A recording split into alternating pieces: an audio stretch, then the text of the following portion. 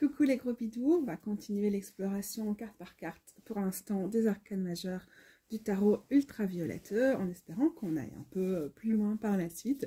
Mais pour cette fois, ça va être les arcanes majeures. Dans la première partie de la vidéo, j'avais non seulement fait une review de ce tarot extraordinaire, magnifique, sublime, adorable et parfait, écoféministe, queer et juste extraordinaire. Et donc, on avait commencé aussi l'exploration des majeurs. On s'était arrêté à la carte de l'Hiérophante. Et on va continuer ici avec les amoureuses. Il y aurait beaucoup de choses à dire sur la carte des amoureuses. Mais la première chose qui me frappe et qui est évidente, hein, c'est qu'on a ici une représentation de relation peut-être polyamoureuse, peut-être amicale, on ne sait pas, mais qu'on a cette question qui devient ici centrale et c'est toujours intéressant. Vous savez, comme j'aime bien quand la question du choix est présente et c'est aussi un choix de sortir des relations hétéro-normées, traditionnelles, aussi des relations mono-normées, traditionnelles qu'on nous présente comme les seules qui vaillent, alors qu'il y a plein d'autres façons de faire relation. Et justement, le choix sur certaines représentations, quand on a des couples hétérosexuels et qu'on se rappelle que c'est quand même une notion de choix qui est centrale dans cette carte, dans les cartes des amoureuses, je veux dire, le choix n'est pas vraiment très important si ton choix c'est juste le couple hétéro, alors que là, bon, on est dans une autre dynamique avec le polyamour et ça nous ramène aussi la question de risque et d'originalité qui vient avec nos choix. Le fait qu'on a une espèce d'éros ici, avec ces flèches, nous rappelle aussi que c'est une carte d'amour. Et je trouve que c'est important. Je trouve pas qu'il faut forcément faire privilégier l'amour ou le choix dans cette carte. Ça fait partie de tout l'éventail des choses qu'on peut associer à cette carte-là. Et je trouve ça important. Et qui nous propose aussi ce soutien là derrière. Et l'amour, Eros ici, tient quel soutien? Non seulement, on dirait, une table qui nous accueille et qui accueille ici notre dynamique relationnelle et ce soutien, ce care, ce soin qu'on s'offre les uns unes aux autres, mais aussi il tient ce miroir qui nous permet de regarder vers nous-mêmes, de regarder en nous-mêmes, et après tous les choix qui nous ont été proposés, en tout cas toutes les initiations, toutes les confrontations qui nous ont été proposées avec les premières cartes, on se retrouve à faire le choix. Qu'est-ce qui vaut pour nous? Et qu'est-ce qu'on choisit aussi de voir en nous? Qu'est-ce qu'on choisit pour nous-mêmes? Je trouve que du coup, de pouvoir regarder dans le miroir avec de l'amour, avec de la compassion, avec la même tendresse que ces personnes qui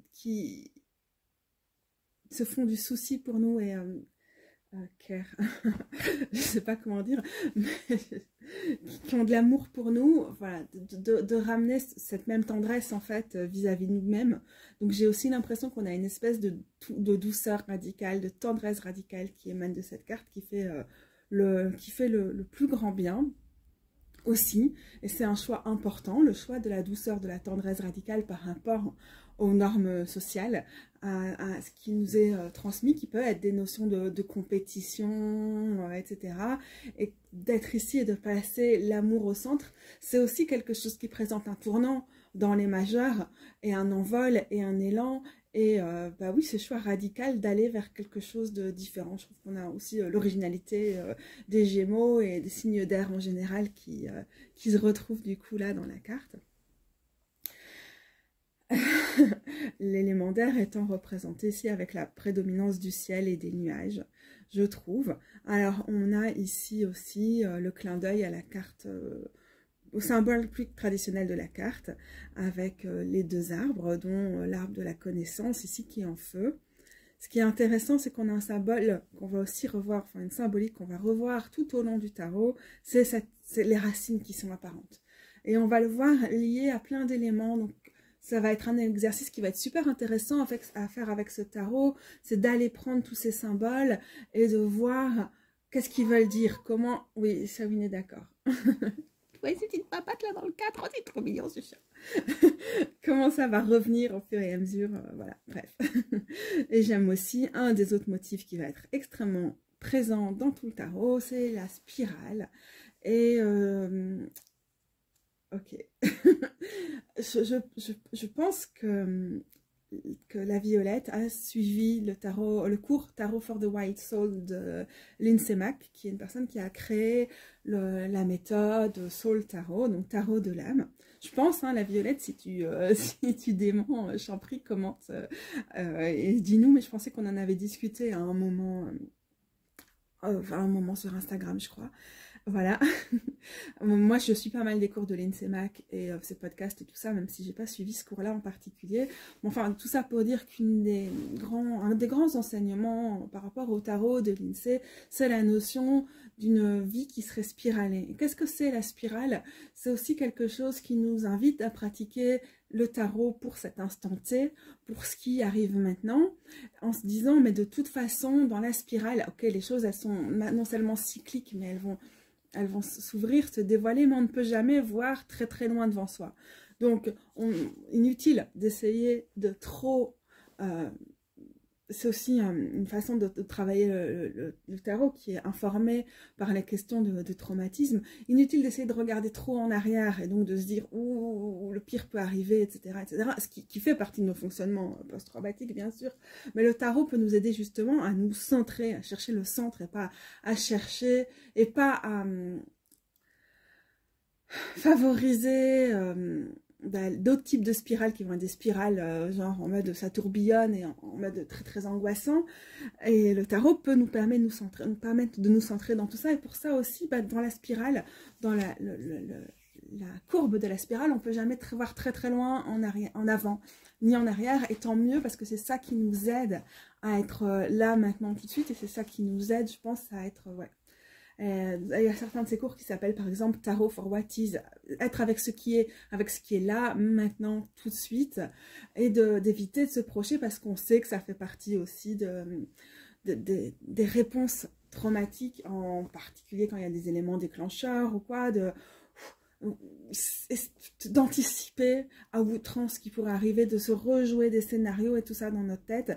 Du coup, je trouve que la présence de la spirale est un rappel non seulement des cycles de la vie, de la mort, des saisons, du fait que de nos natures, on va être cyclique, et avec Lindsay Mack, du coup, dans ses cours, on va aussi pas mal parler non seulement de renouveau, de ce qui doit mourir, de compost, mais aussi des périodes de gestation, des périodes de contraction, toutes ces choses qui font partie de la vie. Du coup, je vois ça ici, aussi dans nos dynamiques relationnelles et dans les choix qu'on fait de, ok, mais on n'est pas prisonnière de ses choix non plus, et on a de la place aussi pour de l'évolution dans nos relations. Donc c'est un des éléments dont je veux dire que c'est assez intéressant avec la spirale et comment elle va revenir dans ce tarot.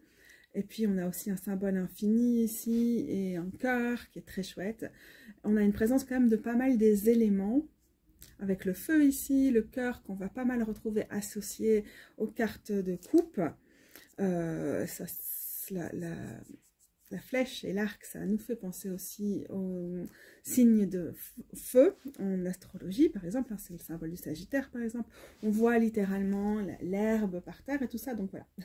Bref, je pourrais analyser encore beaucoup, mais je pense que, ouais, il est grand temps d'avancer, sinon cette vidéo va encore une fois être beaucoup trop longue et je vais devoir faire ça en 10 000 parties.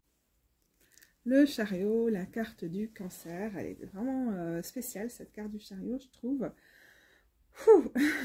Pourquoi? J'ai l'impression qu'avec ces masques ici, avec aussi cette espèce de chariot qui me fait penser, c'est comme un carton comme ça qui s'ouvre, ça me fait penser au fait d'être... ça me fait penser à l'univers du cirque, disons, d'être sur une piste, faire un tour de magie, tout cet univers-là. Et du coup, c'est assez spécial par rapport au tarot. On a presque l'impression d'une farce. Alors en même temps, on a le cheval pour l'avancée, le moyen de locomotion, j'allais dire. Oui, non, le cheval n'est pas un moyen de locomotion, ça est représenté historiquement. Donc aussi un symbole au chariot classique. On a le crabe, notre symbole du cancer.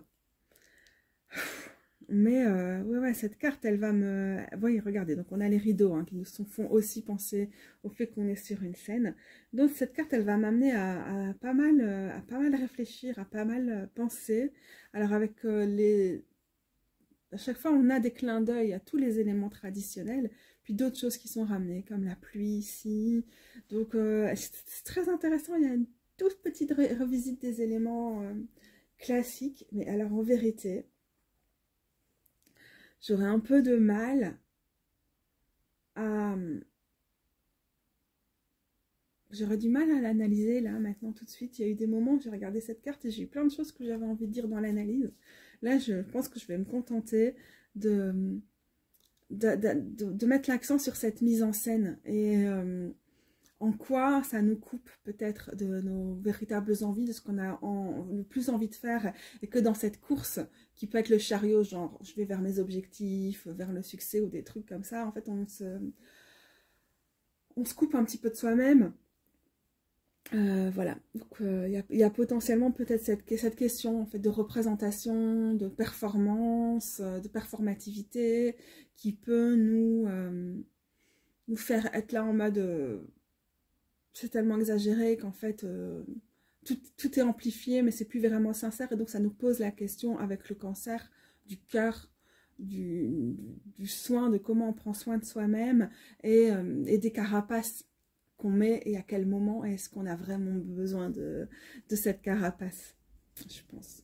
Alors, petit élément intéressant sur ce tarot, c'est que la justice est en position 8, comme dans les anciens tarots, comme le tarot de Marseille par exemple, alors que depuis la parution du tarot Rider-Waite-Smith en 1909 et de toute la théorisation autour du tarot par l'ordre hermétique de la Golden Dawn à la fin du 19e siècle, il avait été décidé de changer la place de la justice en 8 et de la force en 11 et de les inverser. Et donc dans beaucoup des jeux contemporains, on a suivi ce système du Rider-Waite-Smith où on a en position 8 la force et en position 9 la justice.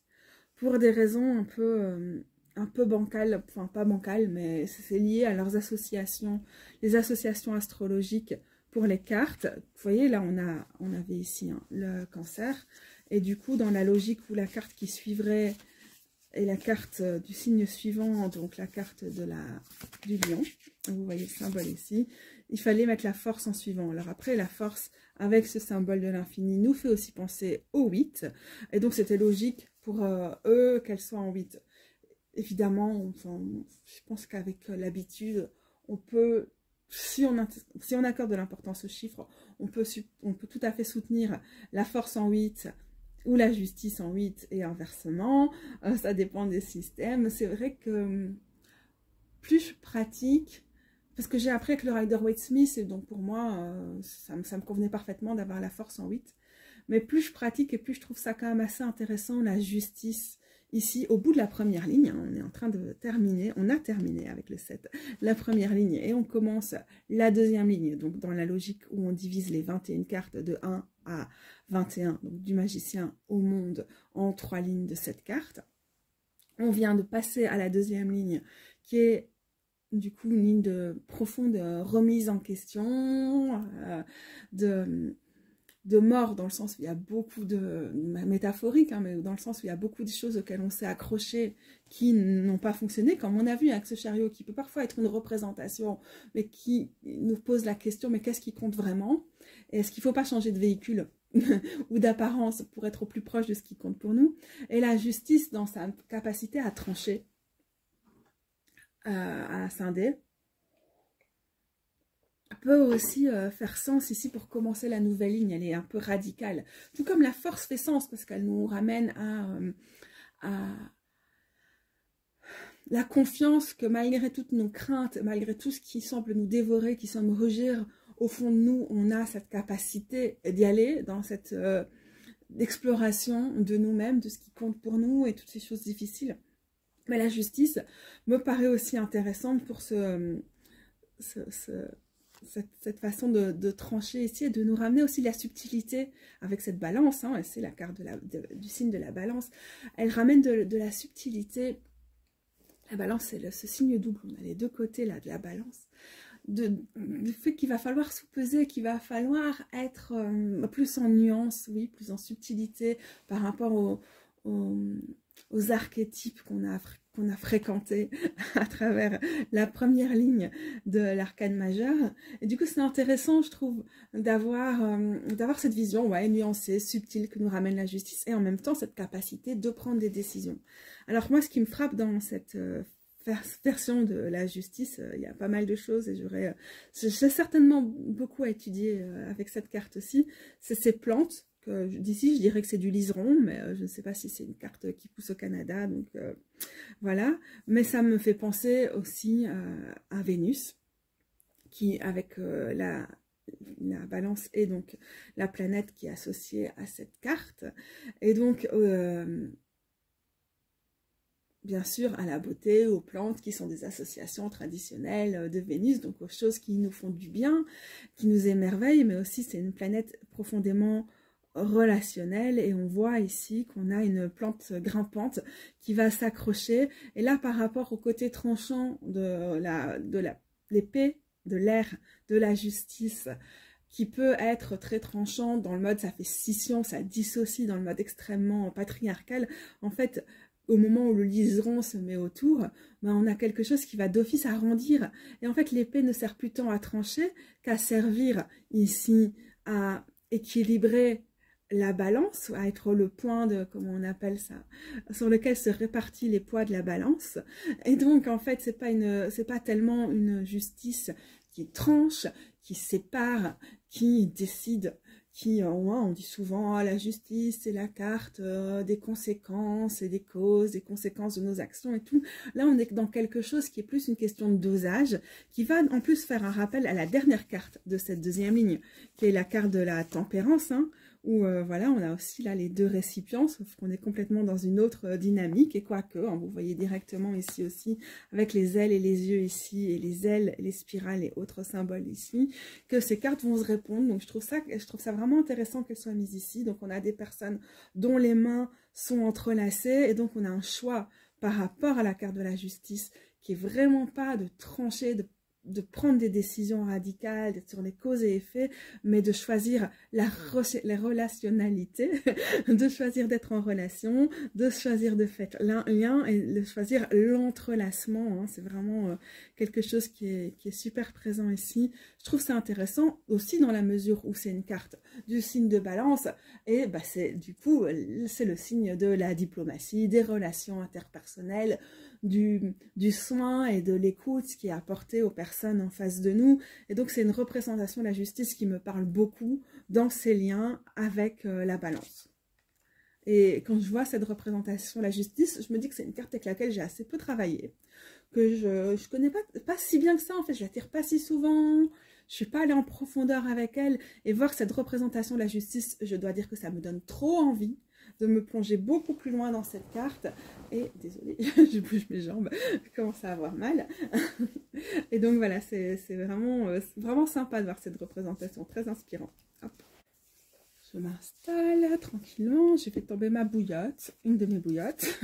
C'était un peu la loi des séries, du coup, donc Sawin est parti un peu plus loin dans le lit en mode tu me fais peur. Voilà, mais je suis prête à continuer avec l'ermite. Très intéressant, je trouve. Déjà, je vais noter les horloges qu'elle porte sur sa tenue. C'est vrai que c'est assez important pour moi, la notion du temps, avec cette carte de l'ermite qui va être présente sur toute cette ligne, hein, qu'on va retrouver par la suite, notamment avec la pendule ici. Mais voilà, le sablier aussi nous ramène à tout ça. Je trouve ça vraiment, oui, très très important. En plus, j'aime bien. Et c'est pas... y a un autre jeu, j'ai pas le nom qui me revient maintenant, dans lequel on a aussi, enfin ça revient dans plusieurs jeux d'ailleurs, je commence à avoir toutes les visions qui me viennent, mais la question de la montagne. Souvent on voit l'ermite comme en haut de la montagne, éclairant avec sa lanterne, et pas que pour elle-même, mais aussi éclairant pour d'autres personnes, en fait, d'utiliser sa quête intrapersonnelle pour aller vers d'autres personnes et éclairer d'autres personnes. Or ici, et dans d'autres, on a une fusion de l'ermite avec la montagne. On a du coup l'impression qu'elle pourrait être dans cette grotte. Et du coup, ça me fait penser... on voit aussi qu'elle n'est plus quasiment plus qu'une ombre et que ses vêtements ne s'arrêtent pas à la montagne. Donc on a une fusion en bien-être total. Enfin, bien-être n'est pas tant le mot, mais c'est comme une béatitude dans le fait d'être ici, d'accompagner, d'être dans la pierre, de se faire minéral. Hein, c'est très vierge aussi de se faire élémentaire et d'être dans une espèce de fusion avec ça. Bon, bref, tout ça pour dire que ça me fait aussi pas mal penser à la notion d'hivernage ou d'hibernation. Excusez-moi, j'ai un peu du mal à respirer avec mes douleurs. Et on a le cycle aussi des étoiles fixes qui bougent très très progressivement dans le ciel, au cycle des saisons tout au long de l'année et tout ça. Et en même temps, on est là et on prend le temps et on est sur du deep time. Ce temps profond, ce temps long, ce temps géologique, ce temps qui est presque, on va dire, un pré-anthropocène. Alors c'est un terme contesté, hein, l'anthropocène, mais l'anthropocène, d'ailleurs, je n'arrive plus à le prononcer. mais d'être sur cette espèce de temps géologique et d'être avec la pierre et du coup de quitter toutes ces horloges humaines, quitter notre calendrier grégorien, quitter le rythme du capitalisme. Ok, c'est des vœux pieux, évidemment, c'est pas forcément quelque chose qui est possible et qui est accessible, mais de favoriser, d'entretenir des moments, des espaces-temps où on peut se brancher en fait à un autre rythme. Je trouve ça assez intéressant. En tout cas, c'est ce qui me vient à l'esprit en voyant cette carte. Vraiment, désolée, hein, pour ma respiration et tout ça, c'est un peu difficile. Mais c'est ma super bouillotte. La roue de fortune, on en a pas mal parlé avec la Violette quand elle est venue en parler de ce tarot dans ma série Babylon Tarot. C'était dans la deuxième vidéo, me semble-t-il, ou non la première.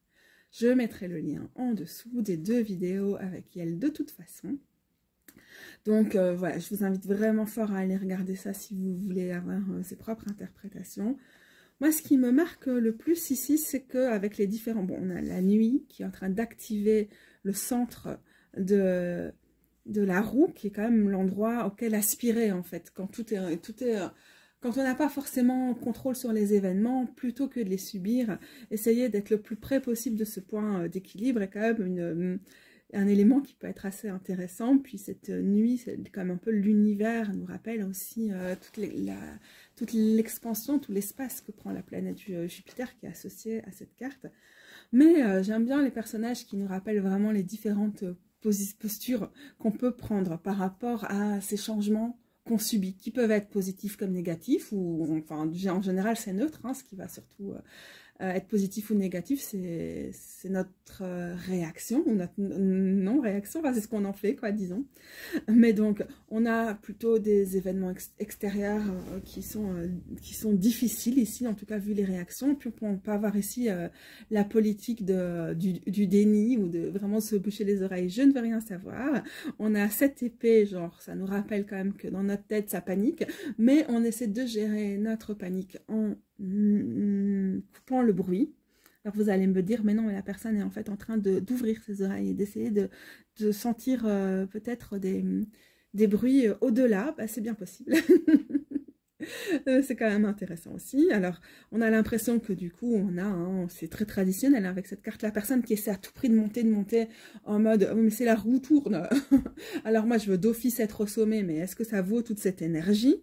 On a la personne qui a l'air d'être presque sur le point d'être écrasée par le poids de la roue parce que elle ne sait pas où se mettre et du coup elle se dit bon bah tout prendre, je vais juste me foutre là et essayer d'être emportée par ce mouvement. Puis on a la personne qui est en mode bon moi je me suis laissée tomber, de toute façon ça sert à rien d'essayer de trop se battre et je vais juste laisser les flots en fait me porter dans tout ça, donc peut-être plus suivre le courant, j'ai l'impression ici.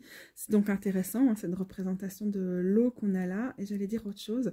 Du coup, comme j'ai l'impression que souvent ces petits symboles comme ça, ces vagues, reviennent pour symboliser l'eau dans ce tarot, du coup, La roue ici me fait complètement, hein, vous allez certainement trouver ça aussi, penser à une roue d'un moulin à eau, assez fort, et donc je trouve ça intéressant parce qu'en fait, pour moi, ça me fait penser au fait que, bon là, on ne sait pas forcément d'où vient le courant, on ne le voit pas, mais ça me fait penser à ces courants invisibles, qui est une façon, ce terme, on l'utilise souvent pour parler des autres mondes, de l'invisible, des souffles de vie, du divin, peu importe, ce en quoi vous croyez ou pas d'ailleurs, mais on l'utilise pour ça.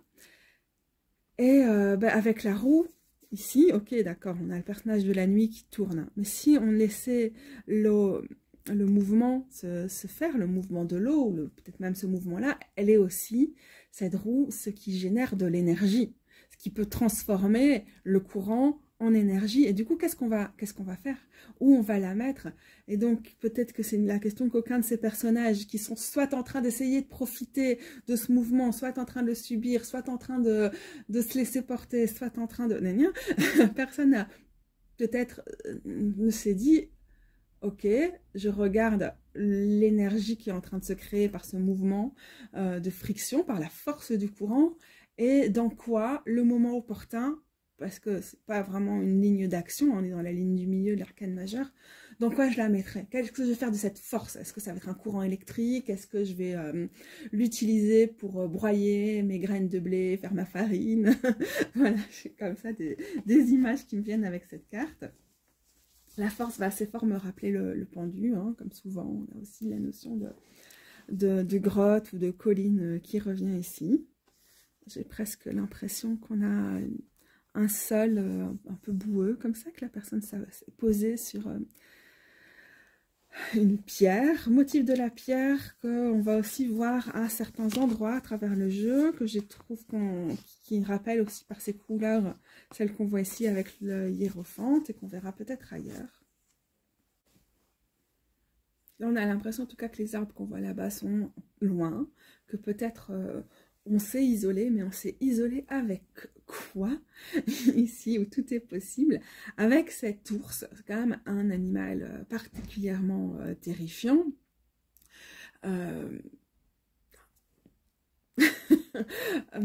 Malheureusement, souvent, à cause du fait qu'on leur a imposé de partager leur espace avec nous, les humaineux. D'ailleurs, on a encore entendu cette semaine qu'une ours avait tué quelqu'un dans le nord de l'Italie, je pense. Donc voilà, c'est quand même un animal dangereux au contact de l'humaine en tout cas. Et là, la personne lui lave les dents. Donc c'est quand même vraiment intéressant comme représentation parce que la force, ça représente nos peurs, tout ce qui est en train d'hurler au fond de nous. Et qu'est-ce qu'on fait? Comment on va à leur rencontre? Et souvent, ce qui nous terrifie le plus, c'est ce qui demande le plus notre attention. Et on est rarement à même de la donner parce que ça nous demande d'une façon exigeante, difficile. C'est les aspects de nous les plus sauvages, les moins disciplinés, les moins... apprivoiser, ceux qui parlent le moins notre langage, mais en même temps, ce qu'elles demandent, ces peurs en général, c'est qu'on aille prendre soin d'elles, qu'on se mette à leur côté, qu'on les écoute. C'est super difficile, ça demande un courage pas possible, ça demande beaucoup de temps d'apprendre à faire ça, et c'est des choses qu'on apprend aussi avec l'ensemble des autres cartes du tarot. Mais là, qu'est-ce qu'on fait? On va dans ces parties rougissantes et qui peuvent nous faire peur et tout, et puis on se dit, mais en fait, elles ouvrent la gueule. Pourquoi ces parties-là? Pour qu'on s'en occupe, parce qu'elles ont une sacrée rage de dents, et que si on va pas prendre notre petite brosse à dents pour leur brosser les dents, ça va faire qu'empirer. Et donc à un moment, c'est pour moi l'écoute et le soin qu'on accorde à nos peurs et aux parties les plus difficiles de nous-mêmes, les plus rugissantes et les plus douloureuses, les plus sensibles. Voilà ce que j'ai envie de dire que je vois dans cette force ici. La pendule, la carte de Neptune ici. Très intéressant hein, parce qu'on a l'impression ici que ce qui est pendu, ça n'est pas forcément la personne ici, même si elle est quand même en équilibre, avec un mouvement de rotation externe des bras dans une espèce d'hyper-extension qui n'a pas l'air très confortable. Alors pour moi, Neptune n'est pas forcément associé au signe du poisson parce que j'utilise plutôt l'astrologie traditionnelle hellénistique, mais ici on est dans on a plutôt utilisé les correspondances d'astrologie moderne, et Neptune est donc la planète qui a son domicile en Poisson. Ce que je trouve déjà intéressant ici, c'est qu'on a tous les temps de transformation qui sont réunis, de la lune sombre, alors dans quel sens on va aller? De la lune sombre au premier quartier, à la pleine lune, au dernier quartier et retour à la lune sombre. Donc on a les cycles de la lune qui sont représentés, mais aussi on a l'impression d'avoir ici à la fois un cocon et peut-être une larve qui se forme, mais à la fois déjà le papillon qui s'est développé. Donc on a l'impression que dans ce moment de temps mort, et on a les signes ici de l'eau, puisqu'on est dans Neptune, on a cette notion du rêve, de l'imaginaire, de la magie, tout ça, et du coup le signe des vagues qu'on voit quand même généralement dans l'autre sens dans ce tarot, et ici dans ce sens-ci.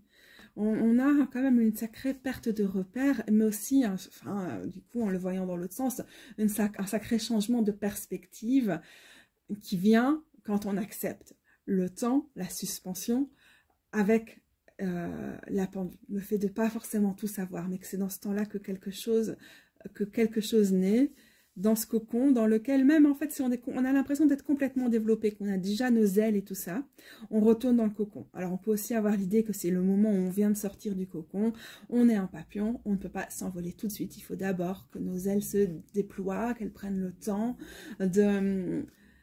de se solidifier, de se lisser pour pouvoir s'envoler. Je ne sais pas comment on appelle ce genre de processus, mais je trouve ça intéressant.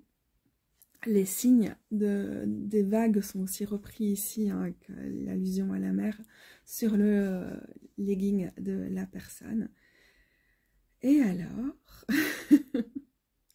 je trouve ça très intéressant qu'elle a les yeux fermés, peut-être est-elle en train de regarder ce qui est en train de se passer ici dans le processus de transformation ou de suspension, mais aussi ça nous permet d'activer un autre regard, un regard qui sortirait de son front, et du coup, on a encore une fois cette idée que pendant cette période de transition, de lâcher prise, parce que les choses ne vont pas aller plus vite que la musique avec le pendu, et c'est tout ce que cette ligne nous a déjà appris jusqu'ici, bah on développe en fait une capacité à regarder avec une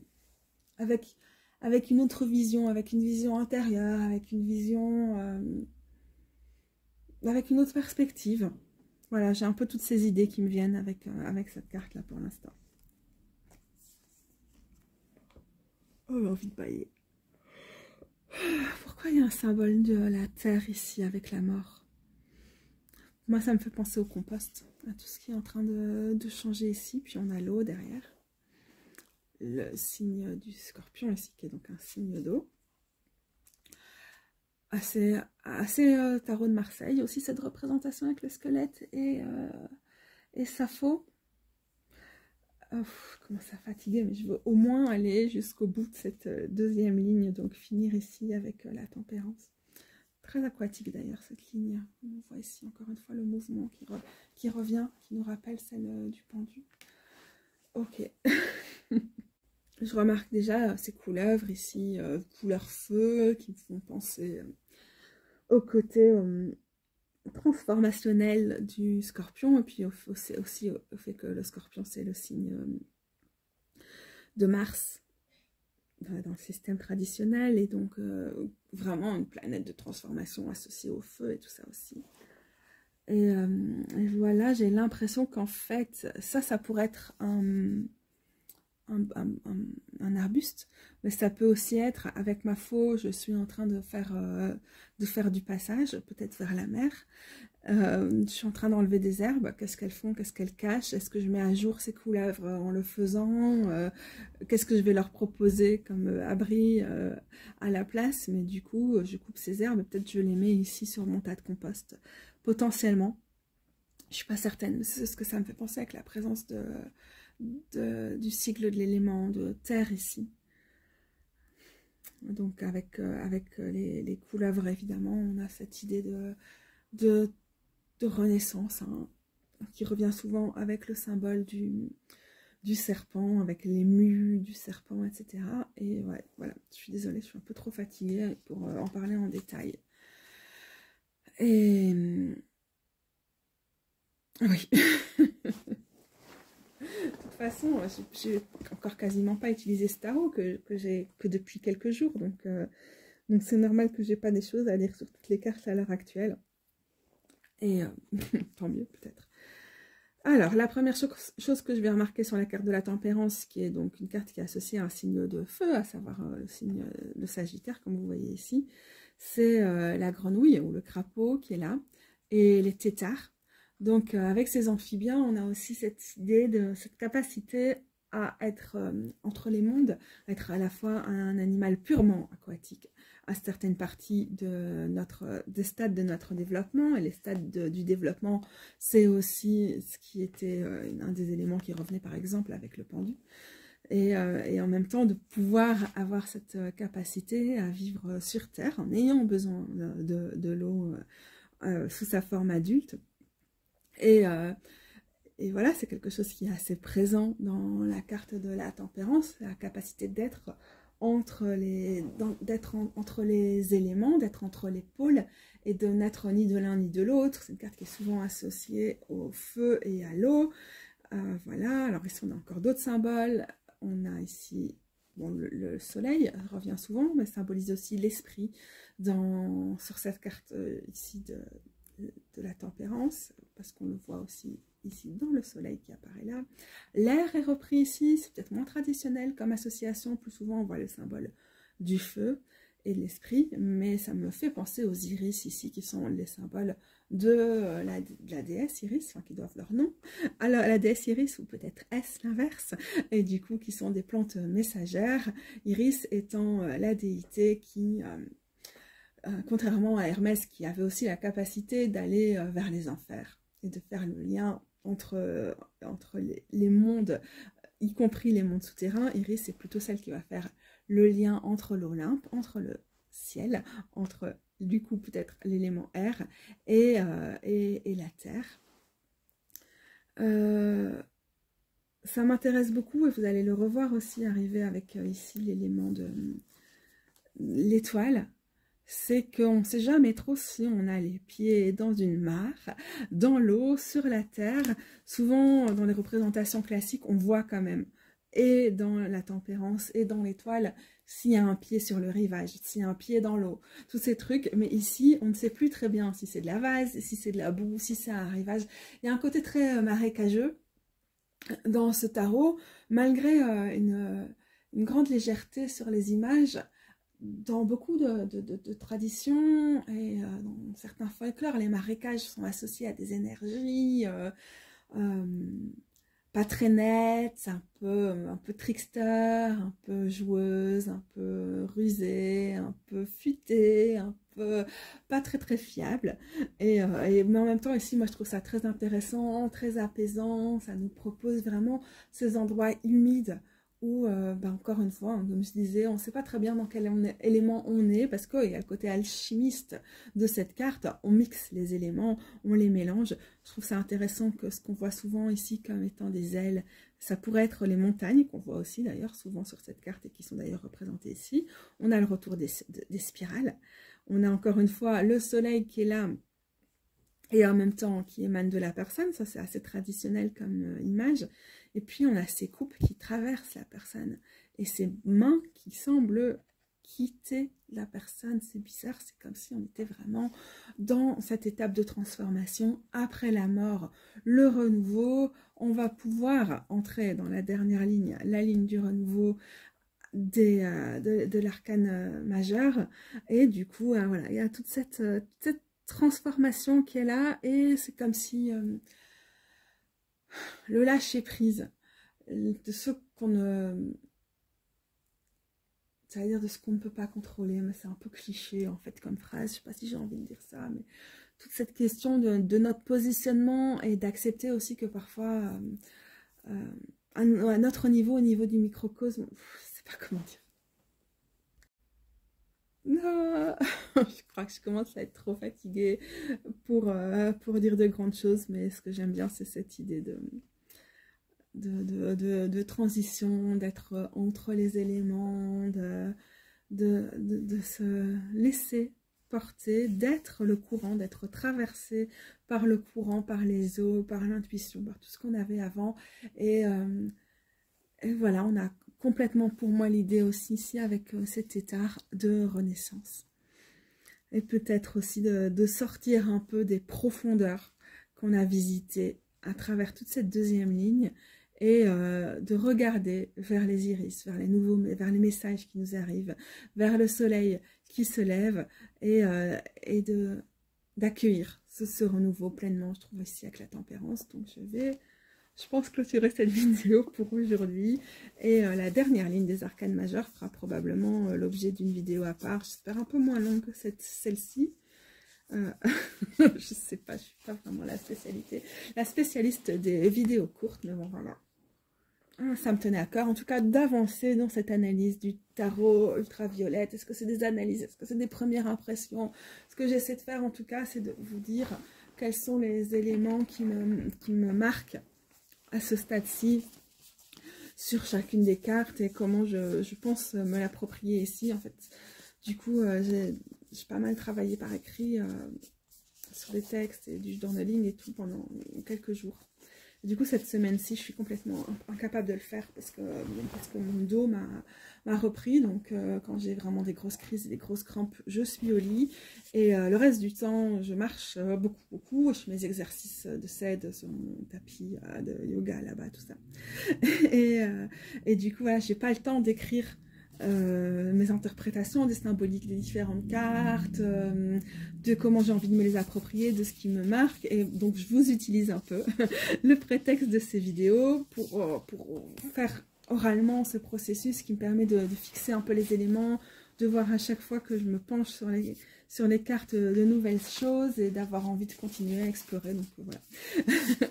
J'espère que ça vous plaît d'ailleurs, que vous soyez des personnes qui ont envie d'avoir ce tarot à un moment dans leur collection ou pas. Alors je ne vous dis pas du tout que mes interprétations sont forcément